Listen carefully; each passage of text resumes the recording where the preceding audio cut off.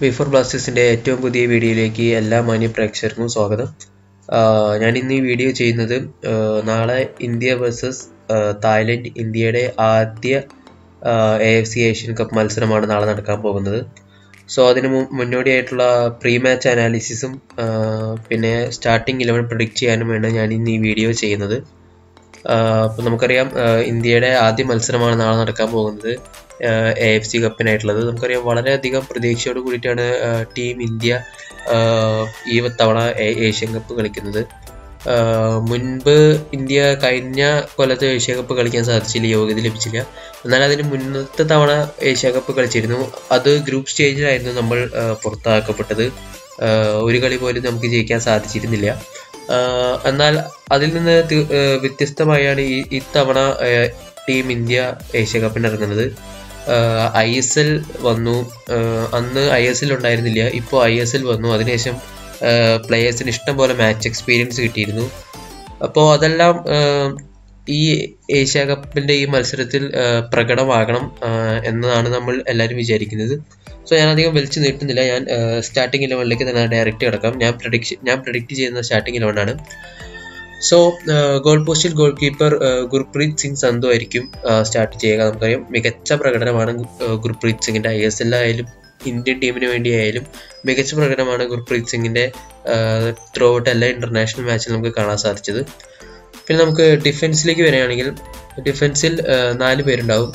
Left വിങ്ങിൽ സുഭാശിഷ് ബോസും right വിങ്ങിൽ പ്രീതം കോട്ടാലും സെൻട്രൽ ഡിഫൻഡേഴ്സായിട്ട് അനസ് എടത്തൊടിയും സന്ദേശ് ജിങ്കനും ഉണ്ടാവും. സോ വിങ്ങുകളിൽ വിങ് ബാക്കുകളായിട്ട് സുഭാശിഷ് ബോസും പ്രീതം കോട്ടാലും വളരെ നല്ല പ്രകടനമാണ് ISL ഈ സീസണിൽ കാഴ്ചവെച്ചത്. സുഭാശിഷ് ബോസ് മുംബൈക്ക് വേണ്ടിയും പ്രീതം കോട്ടാൽ ഡൽഹിക്ക് വേണ്ടിയും വളരെ മികച്ച പ്രകടനം നടത്തിയിരുന്നു.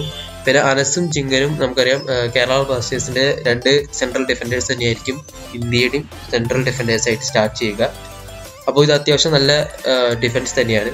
ഇനി നമ്മൾ മിഡ്ഫീൽഡിലേക്ക് വരികയാണെങ്കിൽ മിഡ്ഫീൽഡിലും 4 പേരുണ്ടാവും. മിഡ്ഫീൽഡിൽ ആഷിഖ് കുരണിയൻ ലെഫ്റ്റ് വിങ്ങിലും ഉദാന്ത സിംഗ് റൈറ്റ് വിങ്ങിലും സെൻട്രൽ മിഡ്ഫീൽഡേഴ്സായിട്ട് പ്രണയ് ഹാൾഡറും അനിരുദ്ധ് ഥാപ്പയും ആയിരിക്കും ഉണ്ടാവുക.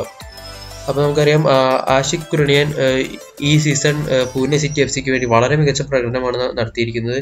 അതുകൊണ്ട് തന്നെ ഇന്ത്യയുടെ സ്റ്റാർട്ടിംഗ് 11ൻ്റെ ഫസ്റ്റ് ചോയ്സ് പ്ലെയർ ആവാൻ ആഷിഖ് കുരണിയന് സാധിച്ചു. പിന്നെ ഉദാന്ത സിംഗ് ബാംഗ്ലൂർ FCക്ക് വേണ്ടി എന്നും നല്ല പ്രകടനം തന്നെയാണ് കാഴ്ചവെക്കുന്നത്. നമുക്കറിയാം വളരെ സ്പീഡി ആയിട്ടുള്ള ഇന്ത്യയുടെ വളരെ സ്പീഡ് കൂടിയ കളിക്കാരിൽ ഒരാളാണ് ഉദാന്ത സിംഗ്. വളരെ മിന്നൽ ആക്രമണങ്ങളും എല്ലാം നടത്താൻ സാധിക്കും നമുക്ക് റൈറ്റ് വിങ്ങിൽ ഉദാന്ത സിംഗിലൂടെ. പിന്നെ മിഡിലേക്ക് പ്രണയ് ഹാൾഡറും അനിരുദ്ധ് ഥാപ്പയും. പ്രണയ് ഹാൾഡർ ഇന്ത്യയിലെ മികച്ച ഒരു ഡിഫൻസീവ് മിഡ്ഫീൽഡറാണ്. പിന്നെ അനിരുദ്ധ് ഥാപ്പ അത്യാവശ്യം നന്നായി അറ്റാക്കിംഗ് മിഡ്ഫീൽഡിംഗ് സൈഡിലേക്ക് കളിക്കാൻ കെൽപ്പുള്ള താരമാണ്. ഇനി നമുക്ക് ഫോർവേഡ് നോക്കുകയാണെങ്കിൽ ഫോർവേഡ് സുനിൽ ഛത്രിയും JJ ആയിരിക്കും ഫോർവേഡായിട്ട് 2 പേരുണ്ടാവും.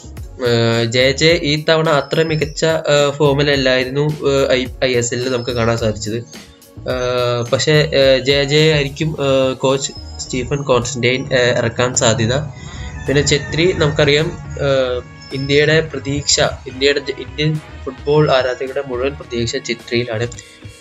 ഛത്രിയിലേക്ക് മിഡ്ഫീൽഡിൽ നിന്ന് ബോൾ എത്തിക്കാൻ സാധിച്ച ഇന്ത്യൻ ടീമിൻ്റെ പകുതി പണി കഴിഞ്ഞു എന്ന് നമുക്ക് പറയാം. അത്ര നന്നായി ഫിനിഷ് ചെയ്യാൻ കെൽപ്പുള്ള ഒരു താരമാണ് സുനിൽ ഛത്രി. ഇതാണ് ഞാൻ പ്രഡിക്റ്റ് ചെയ്യുന്ന എൻ്റെ ഒരു ഫോർമേഷൻ. ഇങ്ങനെ തന്നെ ആകും ഇറക്കുക എന്ന് പറയാൻ പറ്റില്ല. ചിലപ്പോൾ JJക്ക് പകരം ബൽവന്ത് സിംഗോ അങ്ങനെ വല്ലവരും വരാൻ ചാൻസ് ഉണ്ട്. എനിവേ ഞാൻ ഈ ഫോർമേഷനാണ് ഇപ്പോൾ ഇവിടെ പ്രഡിക്റ്റ് ചെയ്യുന്നത്. തായ്ലൻഡ് നമുക്കറിയാം ഇന്ത്യയെക്കാളും പുറകിലാണ് AFC റാങ്കിങ്ങും FIFA റാങ്കിങ്ങും എല്ലാം. എങ്കിലും നമ്മൾ ഒന്ന് കരുതിയിരിക്കുന്നത് നല്ലതാണ്. കാരണം നമ്മൾ ഇതിനു മുമ്പും നമ്മളെക്കാളും പിന്നിലുള്ള ടീമുകളോട് തോൽക്കുന്ന ഒരു സാഹചര്യം ഉണ്ടായിട്ടുണ്ട്. സോ വളരെ നന്നായി തന്നെ ഇന്ത്യയുടെ ഡിഫൻസ് ആണ് ഏറ്റവും കൂടുതൽ സ്ട്രോങ് എന്ന് നമുക്ക് ഈ ഫോർമേഷനിൽ മനസ്സിലാവും. നമുക്കറിയാം ചൈന പോലുള്ള വലിയ ടീമിന് നമ്മൾ 0-0 സമനിലയ്ക്ക് പിടിക്കാൻ കാരണം ഇന്ത്യയുടെ ഡിഫൻസും ഗോൾ കീപ്പറുമാണ്. സോ അതിൽ തന്നെയാണ് നമ്മുടെ പ്രതീക്ഷ. പരമാവധി ഡിഫെൻഡ് ചെയ്ത് കളിക്കുക, സാഹചര്യം കിട്ടുമ്പോൾ അറ്റാക്ക് ചെയ്ത് ഗോൾ നേടുക. ഇത് തന്നെയായിരിക്കും ഇന്ത്യൻ ടീമിൻ്റെ മെയിൻ ടാക്ടിക്സ്. സോ നാളെ ഇന്ത്യ വിജയിക്കും എന്ന് തന്നെയാണ് എൻ്റെ ഒരു പ്രതീക്ഷ.